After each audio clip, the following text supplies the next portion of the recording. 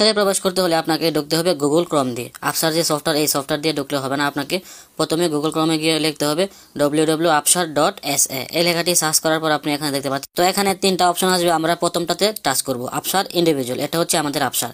এখানে টাচ করার পর আপনার আফসিরের পাসওয়ার্ড এবং আপনার আফসিরের ইকামা নাম্বারটি চাবে। আপনি এখানে এটিকে প্রথমে আরবি আসবে, আরবি আসলে আপনারা কর্নারের মধ্যে টাচ করে ইংলিশ করে নেবেন। তারপর আপনি এখানে আপনার ইকামা নাম্বার এবং আপনার পাসওয়ার্ডটি দিয়ে দেবেন। পাসওয়ার্ডটি দেওয়ার পর আপনার সিমের মধ্যে একটি কোড নাম্বার যাবে, ওই কোড নাম্বারটি আপনি এখানে বসিয়ে দেবেন। কোড নাম্বারটি দেওয়ার পর লগইনের মধ্যে টাচ করবেন। লগইনের মধ্যে টাচ করার পর নিচে দেখতে পাচ্ছেন আদার সার্ভিস বলে কয়েকটি অপশন আছে, আপনারা একটু নিচে যাবেন। এখানে দেখেন আদার সার্ভিস, এখানে বেশ কয়েকটি অপশন আপনারা পাবেন, আফসার রিপোর্টস। তো এরকমভাবে আপনারা কয়েকটি অপশন পাবেন, আপনারা এটিকে এখান থেকে একটু ডানে নেবেন। ডানে নেওয়ার পর দেখতে পাচ্ছেন এখানে সকল অপশন কিন্তু আপনারা এখানে পেয়ে যাবেন আদার সার্ভিস।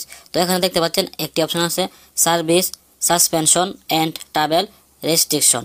এই অপশনের মধ্যে আপনারা টাচ করবেন, ট্রাভেল রেস্ট্রিকশন। এখানে টাচ করার পর দেখতে পাচ্ছেন এখানে একটি অপশন আসছে প্রসেস। এই প্রসেসের মধ্যে আপনারা টাচ করবেন।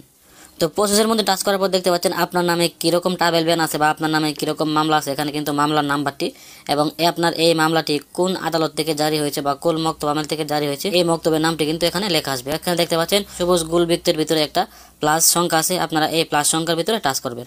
তো এখানে টাচ করার পর দেখতে পাচ্ছেন এখানে আরও একটি অপশন আসছে ডিটেলস। এই ডিটেলসের মধ্যে আপনারা টাচ করবেন। ডিটেলসের মধ্যে টাচ করার পর আপনি আপনার মামলার সমস্ত বিবরণ কিন্তু আপনি এখান থেকে দেখতে পারবেন। আপনার নামে কোন ধরনের মামলা হয়েছে বা আপনাকে কত বছরের জন্য ট্রাভেল ব্যান করা হয়েছে, এই সমস্ত বিষয়গুলি আপনারা এখান থেকে দেখতে পাবেন। আমি কিন্তু এই বাইটির আফসারটি চেক করে রীতিমতো অবাক হয়ে গেছি। তাকে 10 বছরের ট্রাভেল ব্যান করা হয়েছে। 10 বছর সে চাইলেও কোনোভাবে সৌদি আরব ছাড়তে পারবে না, তার জীবনটা কিন্তু একেবারে শেষ হয়ে গেছে। এখানে দেখেন তার মামলার নাম্বারটি এবং তার মামলাটি কোন আদালত থেকে জারি হয়েছে, এই সমস্ত বিষয় কিন্তু এখানে লেখা আছে এবং তাকে 10 বছরের জন্য দেখেন ব্যান করা হয়েছে। তার ব্যানটি স্টার্ট হয়েছে 1446 সালে এবং তার ব্যানটি এখানে ছুটবে 1454 সালে, অর্থাৎ 10 বছর সে সৌদি আরবের বাইরে যেতে পারবে না।